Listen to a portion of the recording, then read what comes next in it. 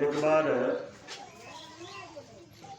अखबार के पन्ने में निकला था, यूनान देश का कोई व्यापारी घोड़ों का व्यापार करने के लिए सौदागर के रूप में भारत आए थे। बहुत अच्छे अच्छे घोड़े थे। एक एक घोड़े की कीमत 1-1 लाख थी। उनका घोड़ा किसी ने नहीं खरीदा। वो अपना देश वापस जाने ही वाला था। उस समय यहाँ पर पृथ्वीराज चौहान का शासन था। बड़े धार्मिक राजा थे। उनकी बहुत अच्छी समझदारी थी। मंत्री साहब राजा साहब के पास जाते हैं और कहते हैं, राजन, यूनान देश का व्यापारी जो घोड़ा का व्यापार करने के भारत आया था, उनका घोड़ा किसी ने नहीं खरीदा। वो अपना देश वापस जाने ही वाला है। इसलिए कम से कम 1-2 घोड़े अवश्य खरीद लिया जाए, नहीं तो देश की काफ़ी बदनामी होगी। राजा साहब ने कहा, जाओ खरीद लो। मंत्री साहब सौदागर के पास जाते। मंत्री साहब जब उस चारदीवारी के अंदर प्रवेश करते हैं जहाँ वे लोग डेरा लिए हुए थे, उस चारदीवारी के अंदर एक कपड़े का घर बना हुआ था। मंत्री साहब ने पूछा, इस कपड़े के अंदर में क्या रखा है? सौदागर व्यंग्यात्मक स्वर में कहा, अरे बाहर में इतने घोड़े हैं, उनको तो कोई खरीदने वाला है नहीं, और पूछ रहा है कपड़े के अंदर में क्या है? उसमें भी घोड़े ही हैं। मंत्री साहब ओष्पूर्ण वाणी से कहा, दिखलाओ उन घोड़े को। उन घोड़े के साथ साथ मैं सभी घोड़े खरीद लूँगा। कपड़ा हटाया गया। बहुत सुंदर घोड़ा था। उनका कीमत पूछते हैं, बतलाया गया 50 लाख।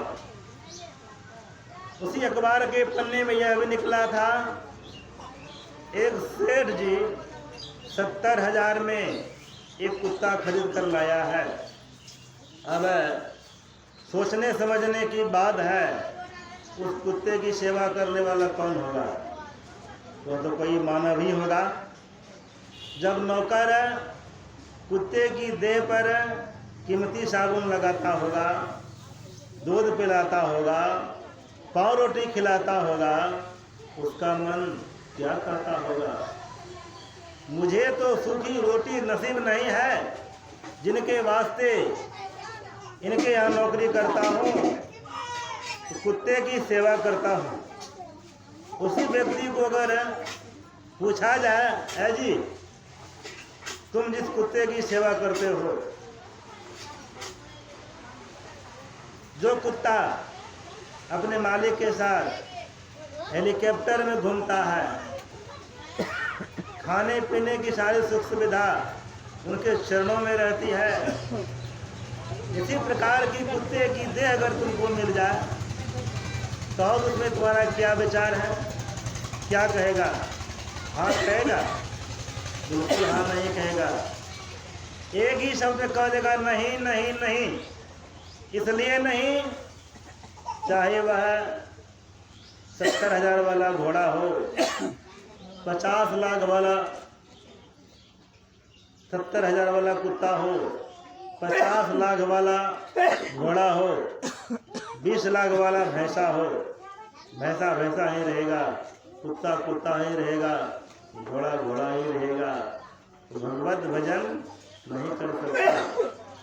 अगर भीख मांगकर खाने वाला मानव है, उनको युक्ति बतला दिया जाए, युक्ति के तहत भक्ति करके मुक्ति को प्राप्त कर सकते हैं। लेकिन 84 लाख प्रकार की देह में जो जीव है, उनसे भक्ति का काम नहीं हो सकता।